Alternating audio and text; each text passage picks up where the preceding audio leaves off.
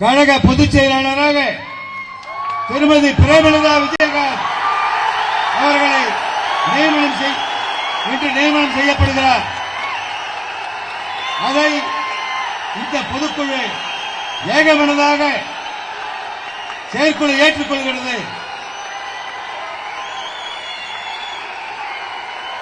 புரட்சி கலைஞர் கேப்டன் கழக பொதுச் செயலாளர் அந்நியார்,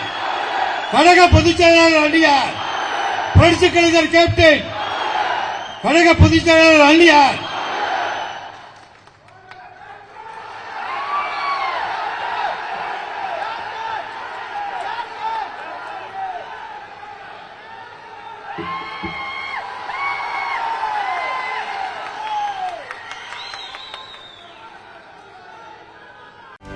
செய்திகளை உடனுக்குடனும் துல்லியமாகவும் தெரிந்து கொள்ள சப்ஸ்கிரைப் பண்ணுங்க.